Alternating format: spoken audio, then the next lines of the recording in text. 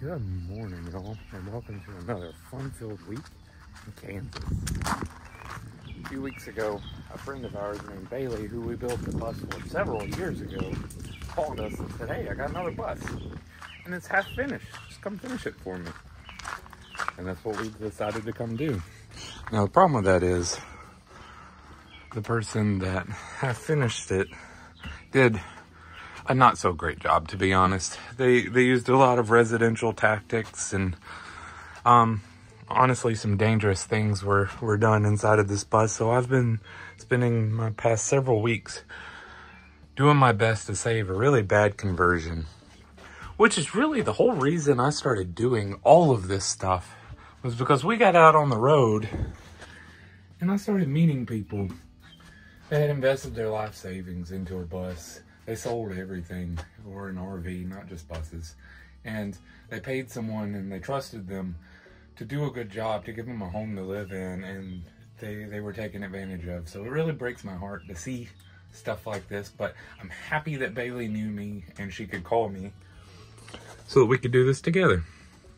You'll hang on this week. I've about finished up with all of the construction, so it's gonna be time to finish sanding things down and start getting things installed, like lights and air conditioners and things like that, so this bus can go on an adventure. One of the last things I have to work on is the shower, and it was here when I got here, and we've elected to use what's here and try to save it, because tearing it out and rebuilding it was a huge commitment. And we're trying to do this for, honestly, as cheaply as possible. Now, what we have here is a pine tongue and groove layer, and for the most part it's been stapled in the corners and on the edge, so I'll be able to trim that. The lap has been put in correctly, so water will run down. Now, pine doesn't like getting wet, it grows mold. I use cedar to build showers like this, and this kind of looks like cedar, but it's not.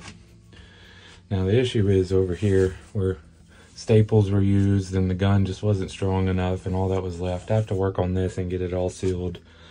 But with several coats of poly over this, it's going to function as a shower.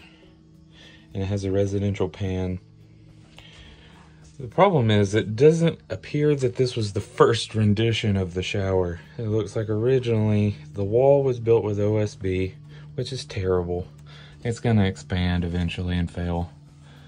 And then they used hardy backer board, and then they glued vinyl flooring to it, and then nailed that vinyl flooring to the backer board. And then they didn't like that either, so then they put this over it. So what I've done is create a nice sandwich, and I'm going to be capping it in wood, as well as trimming around the top and anywhere water can intrude, and working with what we got. Oh, it's coming along. I managed to get these trim pieces up. There's some up here, as well as this wall. But really, what I'm trying to do is, pretend I'm water. So I have to imagine where that water is going to come out of this faucet and what it does when it hits your body when you're inside of this thing. Now, an RV shower is very different than a residential shower. A residential shower can get hundreds of gallons of water pushed through it a day in a full household without a problem. This shower, you have to build it differently, because even down to the plumbing, which we're going to be working on, which I'll show you guys. There's a residential mixing valve in there, and there's absolutely nothing wrong with that.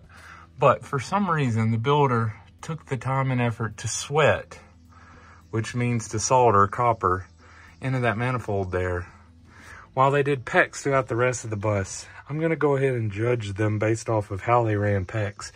And I'm going to assume that sweating is not going to last. I've seen it in some older RVs like Airstreams and things like that when sweating was the only option. But there's absolutely no need for it anymore. So I'm going to be removing this, because this shower head in and of itself pumps out just as much water as our 12-volt pump does that goes in here. So we're going to be putting an RV shower head on here to really try to mitigate pouring water down that drain. I came in this morning and I got to work and I didn't really shoot any footage because stuff didn't really change too quickly. But look at it now. I worked on some of this trim work here to cover up this cabinet, rounding out all of our corners. But I've spent the bulk of my morning working on this door because it's not quite a door yet. We're getting there. I've trimmed down the edge to give us a straight edge. I started working on building in this box area for a catch, and I even got all of it sanded. Oh, this is gonna be beautiful when it gets oiled.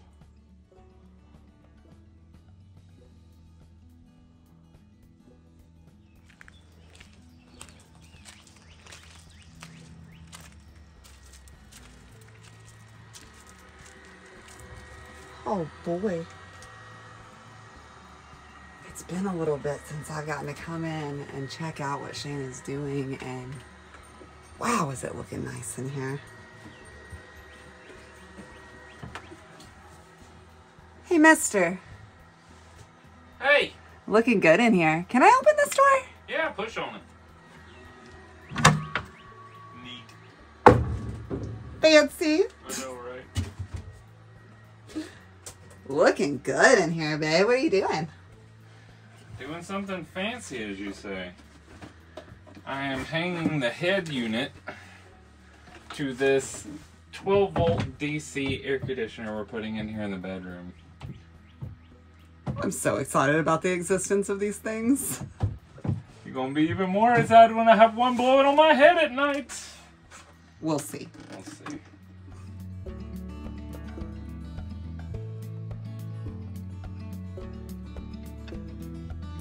Y'all, I have to say, we're on to my favorite part of all this, and that's finishing stuff.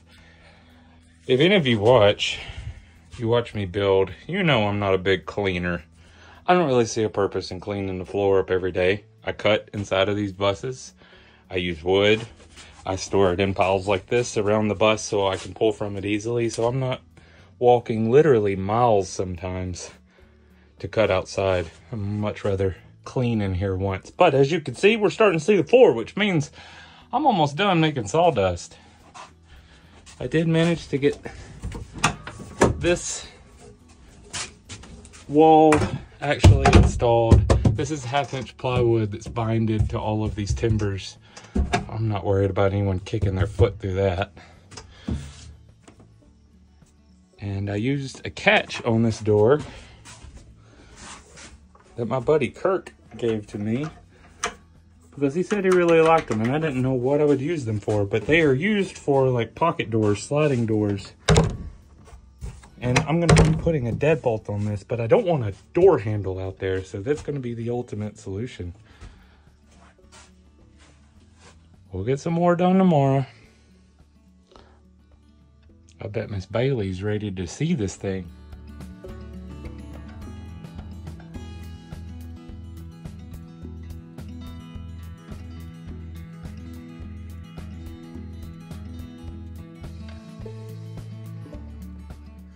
Good morning, y'all. I'm starting my morning out sitting on a bucket. Don't worry, I got my pants on.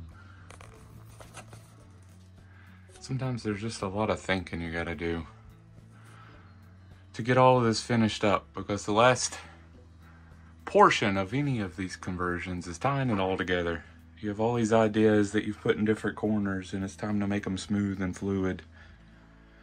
So today, I'm back in the bedroom, and I'm going to be finishing up these windows because I got a bed to build in here, and I got to get ready for it. For those of you that are just joining us this week and haven't seen what this bus started out as, or kind of what we're doing, I want to show you that, granted, this bus does look quite built out, but the previous converter just took 1/4-inch cedar aromatic wall covering, which I use a lot in conversion work, but they just stapled it directly to the fiberglass of the bus. So there's no structure up here. I couldn't do any insulation. And then this is what the skin of the bus looks like. It's just fiberglass.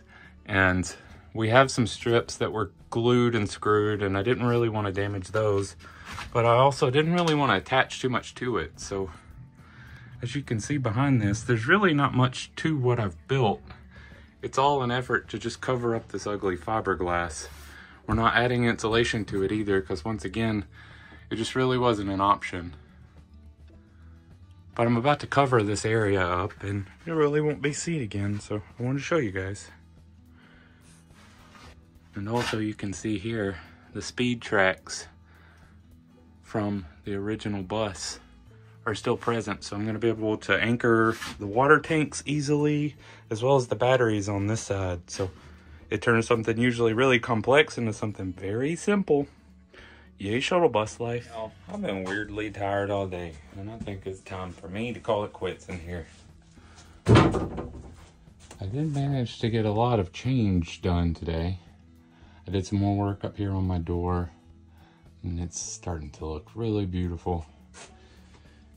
I came in and started finishing up the bedroom too, because I'm sure y'all are tired of looking at these ugly walls just as much as I am.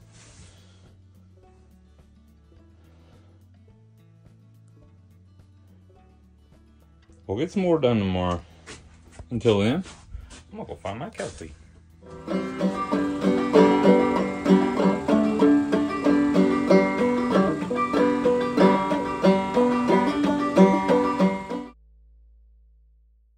Good morning, y'all, and welcome back to the Solas Factory.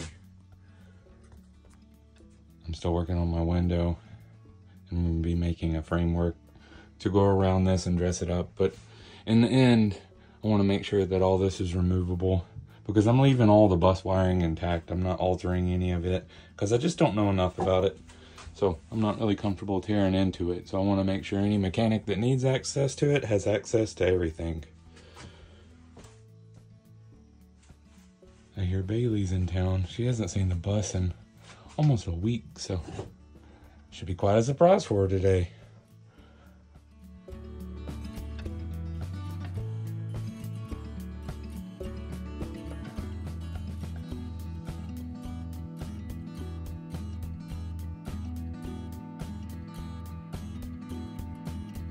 After I spend hours building something, I get really excited, and then I remember I have you guys to show. So because all this is glass, I basically had to build a cell phone case for it, so, you know, nothing bangs into it. But the trick is, this is all built out of Luan on the outside, so I couldn't really brace it inside. So I attached from the outside, and I've molded it. So when it all gets sealed and painted, it's going to look like one fluid piece. But the fun part is that daylight. It can't get any closer, yo.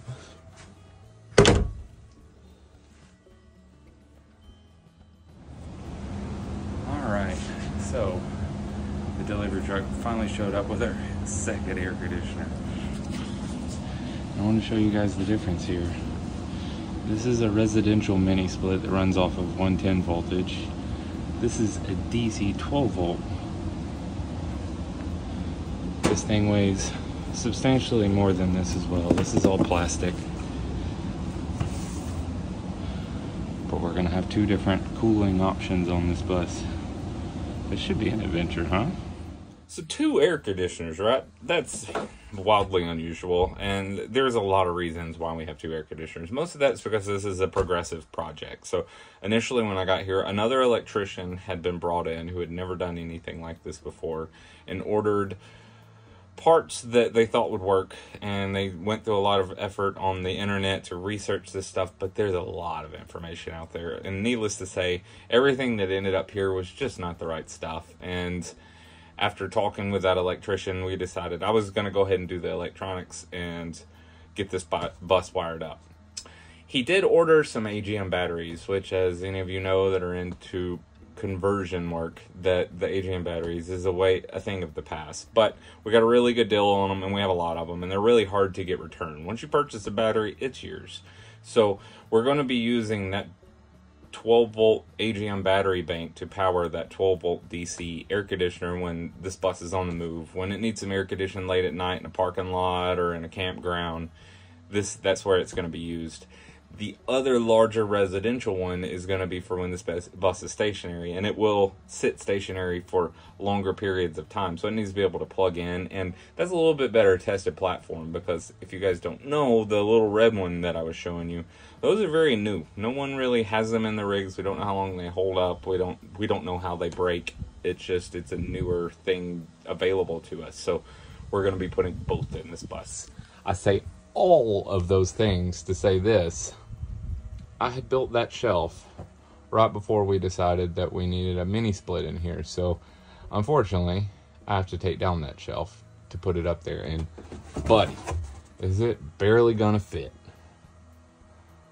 The manufacturer description says it won't fit, but I'm gonna show them. We're gonna get it in here one way or another, y'all. This will be the last of my instructions for today. Due to the fact the previous builder just attached the wood to the fiberglass, as you can see up there, that's bus. This is 3/4 inch pine here that's also stapled to this, so it's nothing that I can brace this air conditioner to.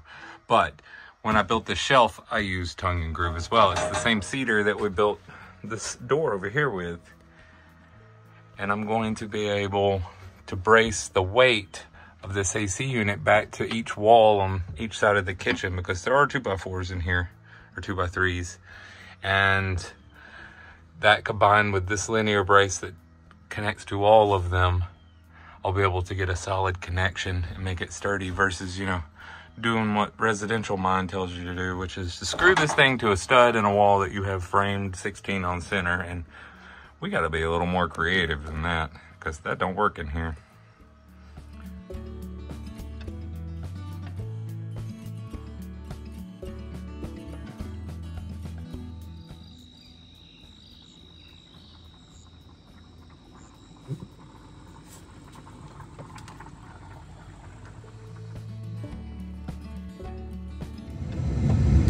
Well, y'all, the Love Hut is moving again. Where are we headed, Shane? We're headed for a break. That's where we're headed. You know, it's 91 degrees in Kansas today, and normally down south that means, you know, I'm close to death. But it's really not that bad here, but it's bad enough to make me want to go swimming. So let's go find a lake. I hear there's one really close. You know, babe, I don't think you need an excuse to take a day or two off. You've been working real hard on that bus. We'll get back to it next week, but for now, it's time to go jump in a lake. Plus, my tattoo is at the perfect amount of healed that we can do this before it's time for shading.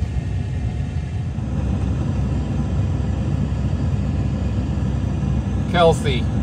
Yeah. Look at all them campers. Yeah. I'm looking at them, babe. That's a lot of people. And I think that's the best of the 5 campgrounds that we've checked out today.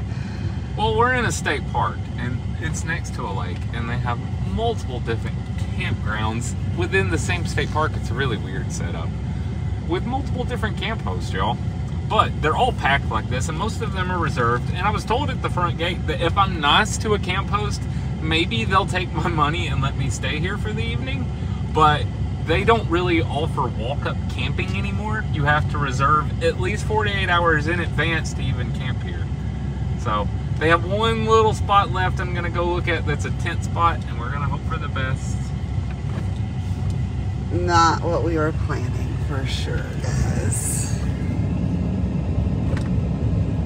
Hillsdale State Park in Kansas.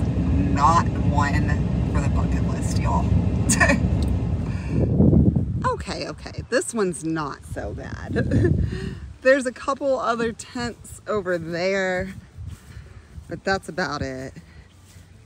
We're not quite on the water. If you walk down this little pathway a bit,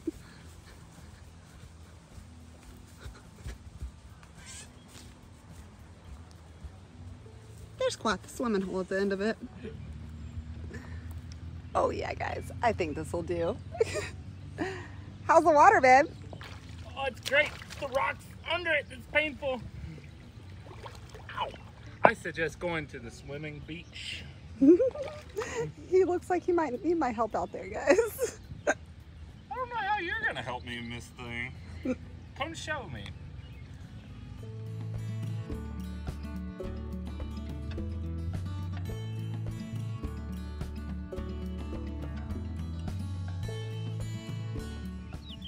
We got up and hit the road rather early this morning, but we're not quite ready to go back to the bus yet. There's a little swim beach right up the road that I think we're going to take advantage of first.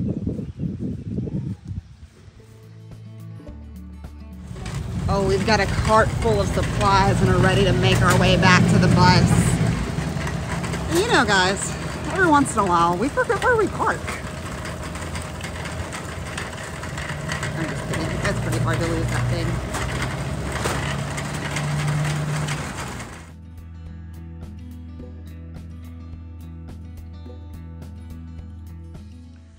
Well, the sun's going down on another day and another week. I'm gonna call it good. As y'all can see, I didn't get that bus up there finished. Make sure you come back next week and see what we do with it. Maybe the corn will start growing up there too. See y'all then. Boy, this place is pretty.